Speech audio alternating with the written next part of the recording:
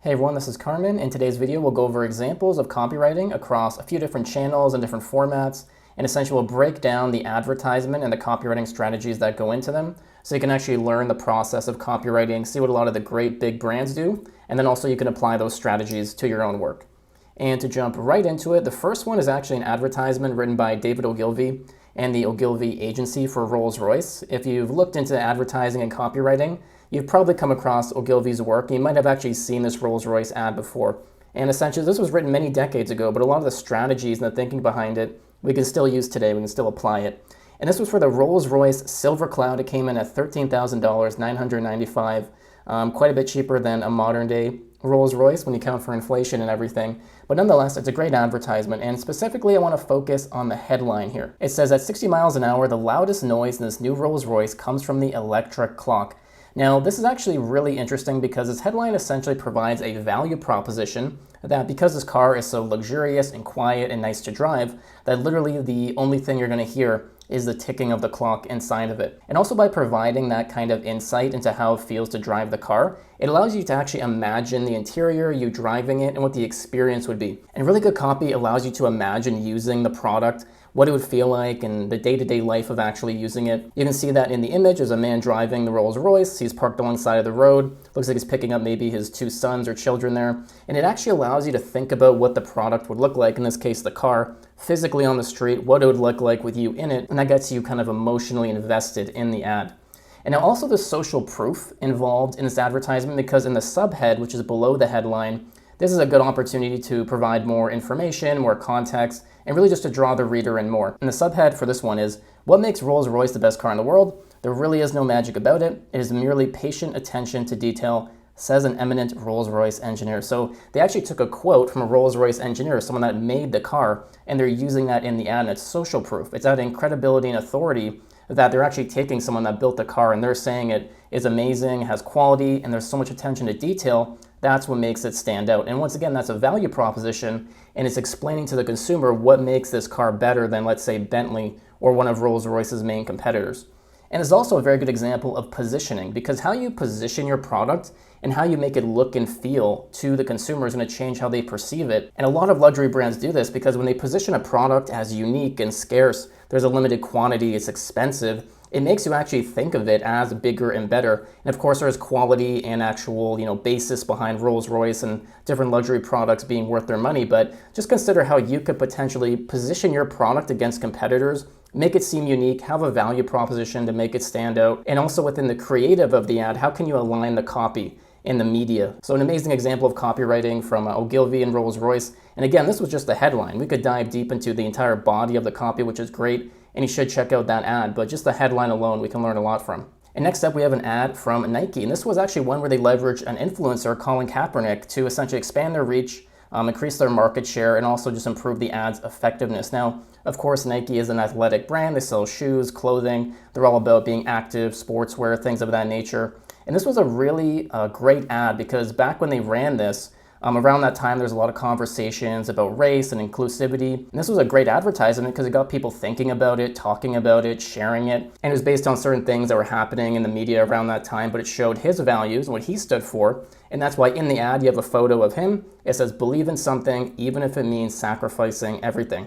So we have an image of that influencer, and it shows you that actually short form copy can be very impactful. You don't have to write a very long advertisement to get results, because this one actually allowed Nike to gain $6 billion in market share, which is incredible. But they're not selling a product, they're not pushing a certain promotion or anything like that, but they're just aligning with consumer trends, an influencer, they're being aligned with timely events and what was going around at that time. And also it's a good example of how you can align your brand and your advertisements with the consumer and their own values, because if they can feel like they can connect to you, they can relate in terms of what you stand for, that's gonna be the kind of brand they wanna follow. So don't always think of advertising as you have to push a product and try to sell something and be very salesy. Sometimes actually focusing on brand awareness, aligning with your consumers, trying to align your values and create that relationship and show that you get them and you're on the same page can actually drive a lot of revenue and just boost your customer recognition and loyalty over the long term. So another really good example of creative copywriting, creative advertising, and how branding can actually drive real revenue and results. The next one is email copywriting. I'll go through the email itself and then we'll actually break down some of the strategies. I know a lot of my students and viewers do a fair amount of email copywriting, so this would be a really good example that you can learn from. Now, the subject line is, what's your address? And then in parentheses, sending you a cookbook.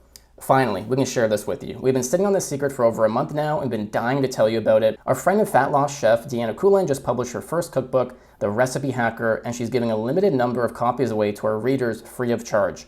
Over 100 delicious fat-burning breakfasts, dinners, and desserts. Click here to request your free copy. In fact, we had a few brand new copies of the Recipe Hacker cookbook here in the office, and somebody already brought in the chocolate coconut cookies, and they're to die for. The best part is that all of Diana's tasty recipes will help you drop fat, feel great, and give you more energy. I guess you can say that Diana has cracked the code and figured out how to take your favorite recipes of all time and hack them so that you're healthy, fat-burning, energy-promoting, and still taste just as good, if not better, than the original recipe. That's why they call her the Recipe Hacker, and why Cedar Fort Publishing, a 3-time New York's best-selling publisher, is releasing her book next Tuesday, December 9th, on Amazon and in bookstores worldwide.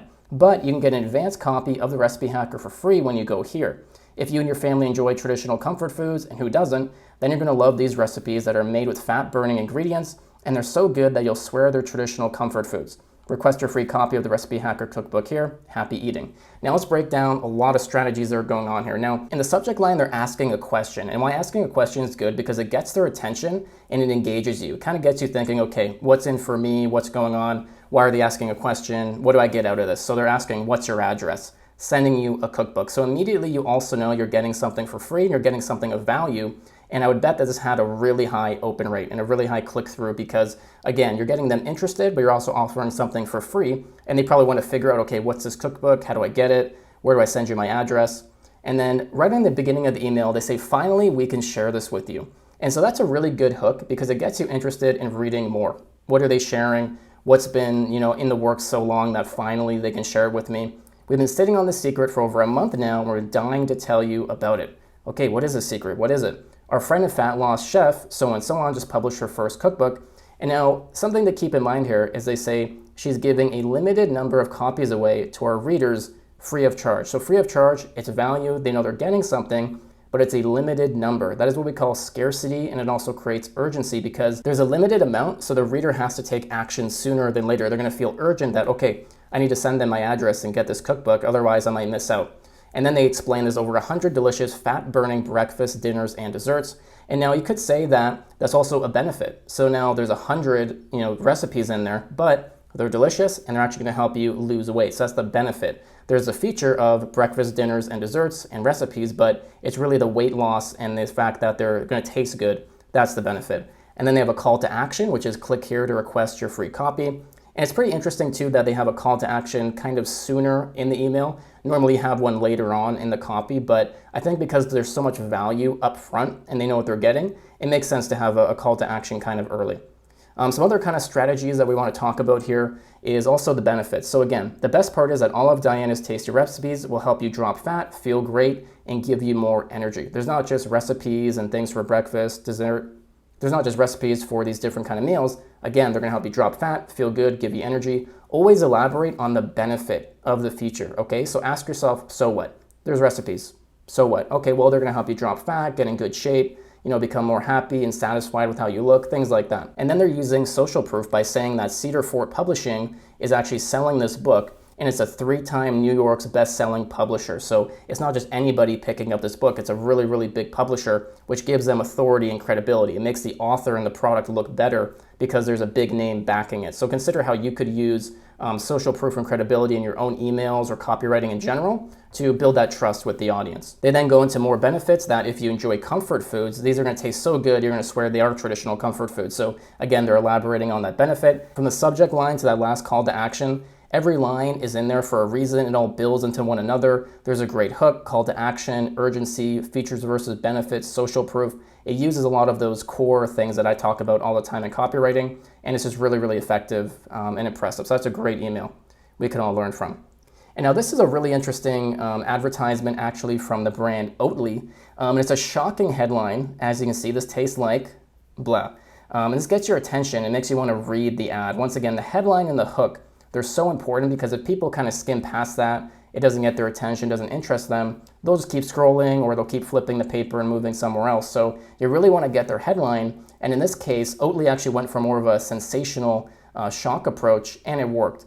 And now also in this ad, like we learned with the Rolls-Royce one, it clearly shows the product. You can see exactly what it is. You can see a lot of details about it. And if you were to go physically in a store, you could essentially spot it right away. And this ad is actually contrarian in nature, which means that it goes against what you would expect or what a lot of people do. And it's pretty hard to pull off, but if you do it, it can be really, really effective. But then it goes into Oatly and how people actually are really enjoying it. There's a growing number of people that find it delicious. It has a balance of protein, fiber, fats and carbs and these different things that make you feel good and it tastes good. And you can also say that is a hook because it's getting your attention, because you're not really expecting a brand to say, you know what, people don't really like this. And so it gets your attention, you keep reading, and then they transition very smoothly into the fact that, you know what, there's a big growing number of people that actually like this product, they're dedicated to it, they enjoy it, and they go into some benefits again about the actual nutrition and what you get out of it and how it tastes good. And there's also a degree of humor from the headline and the body copy. It gets your attention, it's kind of funny. So I think as copywriters, we can really pay attention to the headline and what they did here, the fact that they were contrarian in nature. How can we say something that gets the attention and goes against the grain or maybe the norm of our industry and what consumers expect? And also, how can we show off the product in a really nice way? Sometimes very simply, just like this. Doesn't have to be too fancy, but how can we show off the product? How can we also format the ad really well? There's a nice picture of the product, the text is nice on the side, the headline is really bold and stands out. So there's also a good design and structure element to it, but another good ad from Oatly, and I think something we can really learn from. And now lastly, this is a social media post and social copy from the mindfulness app Calm, and it uses a call to action telling employers that they can actually give their teams a list of benefits by using this app, like less stress, better rest, more resilience, empower your workforce to work productively and creatively while reducing anxiety. So essentially, they're translating what that goes into for the target audience. So if you run a business and you want more business growth and better employee productivity, well, you can actually just give them this app and they're going to be less stressed, they're going to be rested better, and they're going to work harder. So as a team, you end up more productive and you grow your business. And so they're translating the features into the benefits and what that target audience wants. Always try to think about what they really want deep down, what that core desire is, and then essentially explain that in the copy. And now what's nice too is they use some social proof here by using a quote from a partner employee. Calm is a great reminder to just take one moment to breathe, and that can really reset my mind during a hectic day. And there's a final call to action there. It says find out more today, and it goes to business.com.com. So really simple social media copy, but it shows a good mix of strategies, features versus benefits, having a call to action there a couple times, and also some social proof. And you'll notice that the creative itself, really simple, it's just a quote, but even the colors align with the branding and the logo, and that's on point. So everything kind of meshes together really nicely, and it feels and looks nice. Just a simple example of social media copy, but I thought it'd be a good example to share.